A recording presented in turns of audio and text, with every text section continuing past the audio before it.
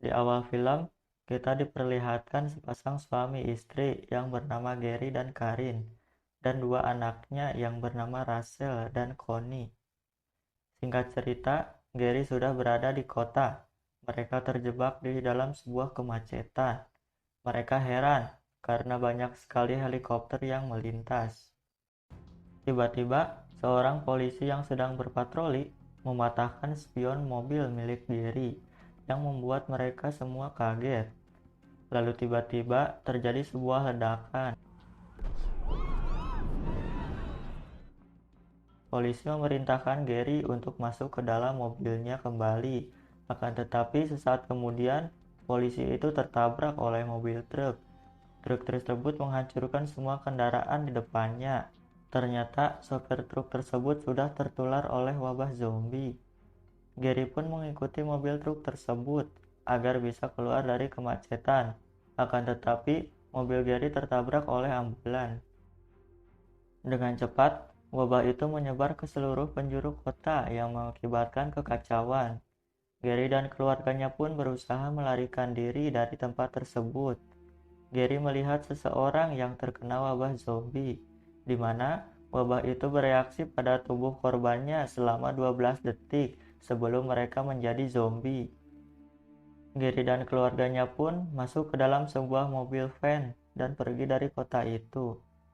Dalam sekejap, kota itu pun hancur dan dipenuhi para zombie. Ketika di perjalanan, Gary menenangkan Russell yang mengidap penyakit asma, lalu dia pun berencana pergi ke sebuah apotik. Tiba-tiba, seseorang menelpon Gary, yaitu Thierry, yang merupakan jenderal PBB sekaligus teman Gary.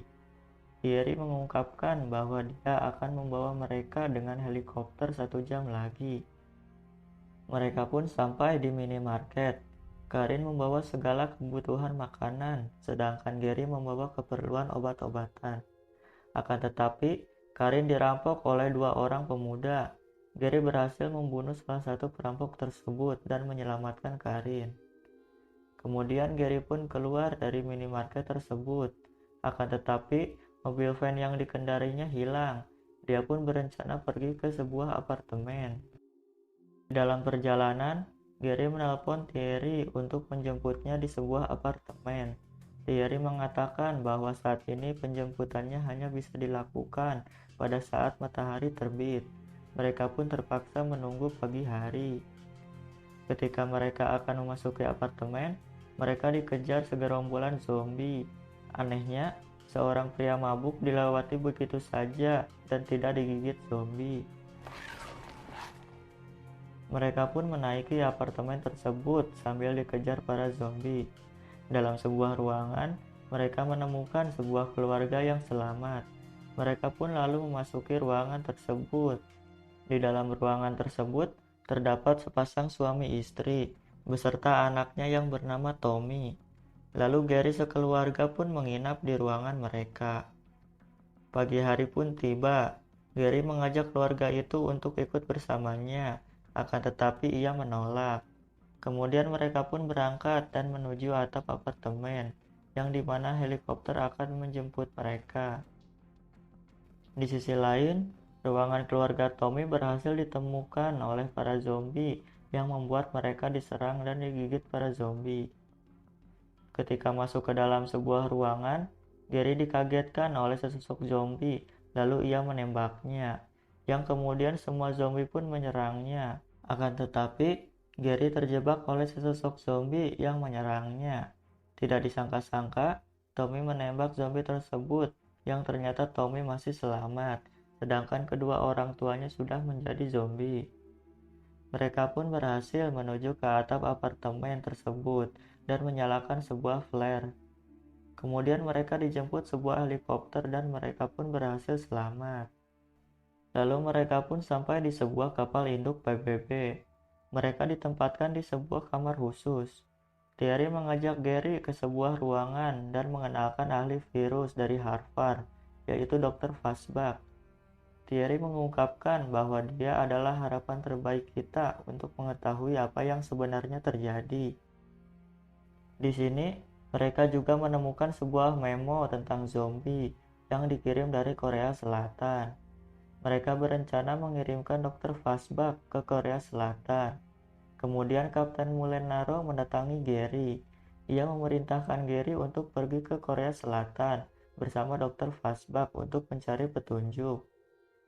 Gary sempat menolaknya, akan tetapi jika ia tidak melaksanakan tugas itu, keluarganya akan diusir dari tempat itu. Lalu ia pun menyetujuinya. Gary pun berpamitan kepada istrinya dan memberikan sebuah telepon untuknya. Lalu Gary pun pergi menggunakan pesawat menuju Korea Selatan. Akhirnya, mereka pun sampai di Camp Humphreys. Di sana, landasan pacu sangatlah gelap yang membuat pilot kesulitan. Tetapi bahan bakar pesawat yang ditumpanginya habis. Tidak ada pilihan lain selain mendarat. Mereka pun perlahan keluar dari pesawat tersebut. Tiba-tiba, segerombolan zombie datang menyerang. Dr. Fastback berniat masuk kembali ke dalam pesawat, tetapi dia malah terpeleset yang mengakibatkan dia meninggal. Dan akhirnya, mereka pun sampai di dalam camp tersebut. Seorang kapten mengatakan bahwa suara menarik perhatian para zombie tersebut. Lalu kapten menunjukkan sebuah ruangan. Di dalam ruangan itu terdapat 15 orang terinfeksi virus zombie yang sudah mati terbakar. Dia bercerita bahwa kejadian itu disebabkan oleh seorang dokter yang sudah terinfeksi virus tersebut. Kemudian, mereka menemui seorang anggota CIA yang tertangkap saat menjual senjata ke Korea Utara. Pria itu mengatakan bahwa Israel seluruh kota dibangun tembok pemisah antara zombie dan manusia, yang dimana proyek ribuan tahun tersebut sudah selesai 1 minggu yang lalu.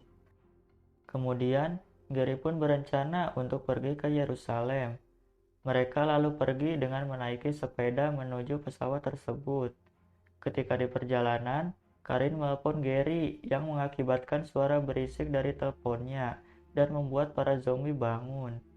Mereka pun secepat mungkin masuk ke dalam pesawat, dan seorang tentara lain mengisi bahan bakar pesawat.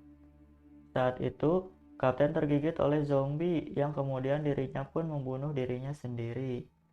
Pengisian bahan bakar pun selesai. Mereka pun langsung lepas landas menggunakan pesawat tersebut. Di dalam perjalanan, Gary menelpon Karin.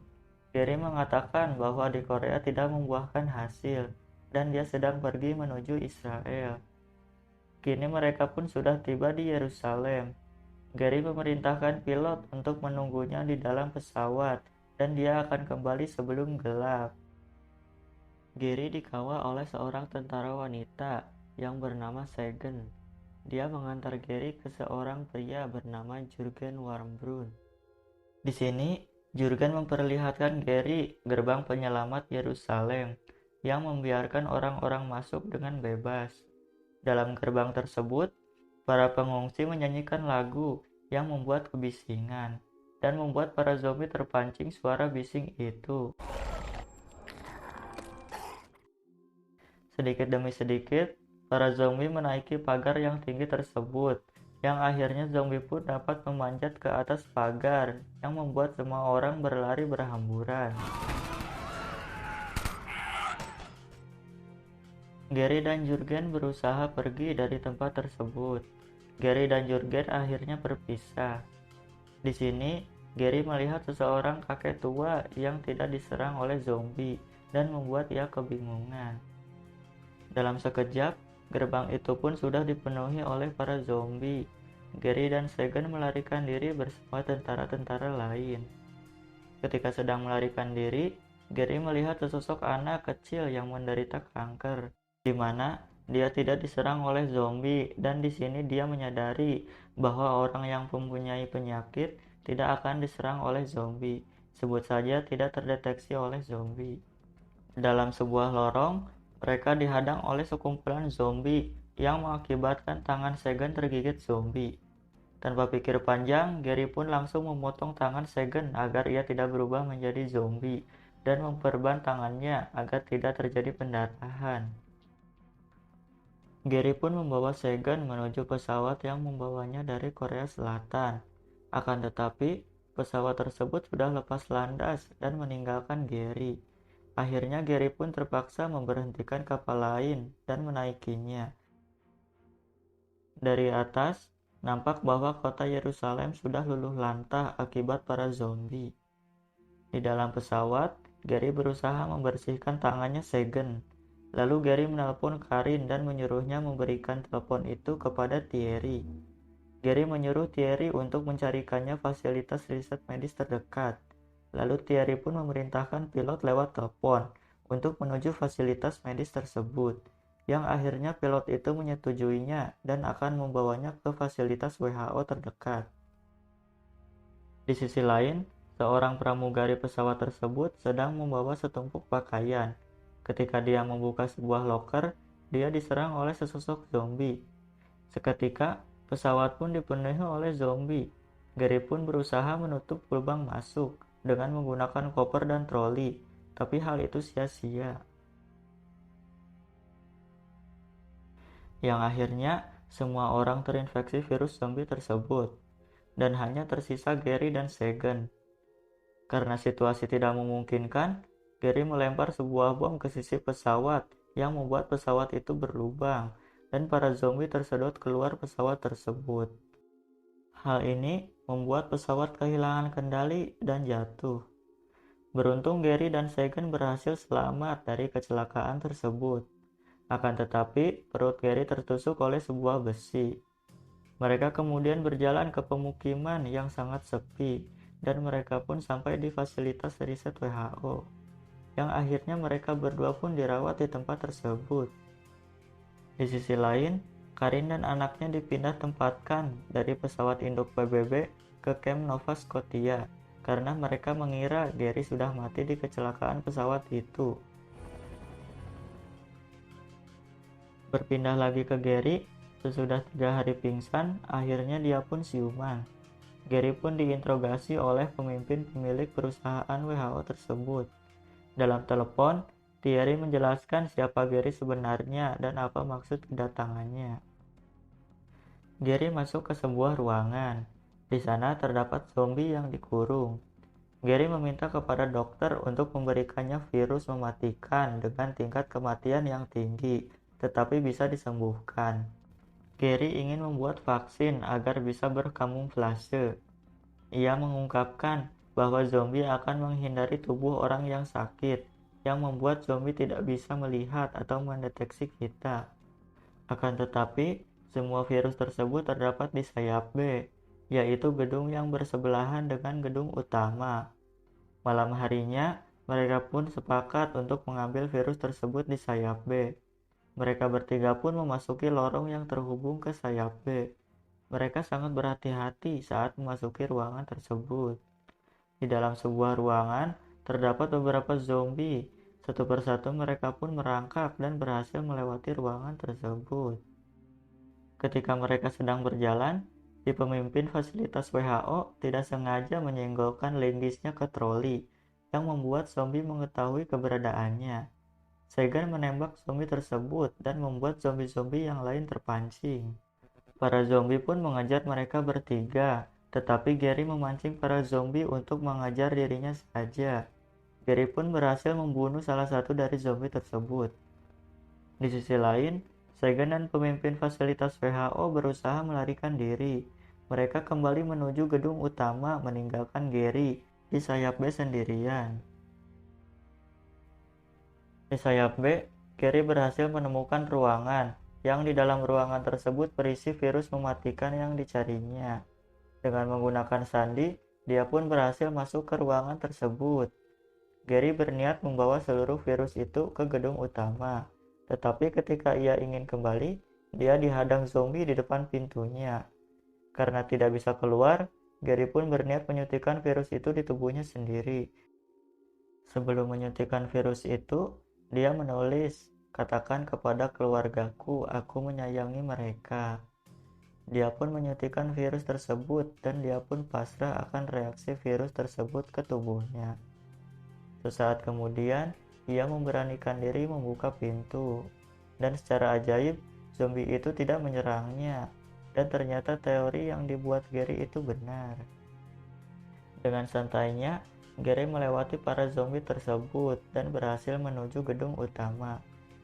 Gary pun segera diberikan vaksin untuk menyembuhkan penyakit yang disuntikannya. Kemudian Gary dan Sagan pun pulang dari fasilitas WHO tersebut. Gary pun pulang menemui keluarganya di Camp Nova Scotia. Virus kamuflase itu pun diproduksi secara besar-besaran dan disebarkan ke seluruh dunia menggunakan pesawat. Para zombie pun akhirnya dimusnahkan oleh para tentara dengan cara membombardir seluruh kota yang dipenuhi zombie. Di akhir film, akhirnya Gary bisa bertemu keluarganya kembali dan berkumpul seperti masa dahulu. Dan berakhirlah alur cerita film World War Z.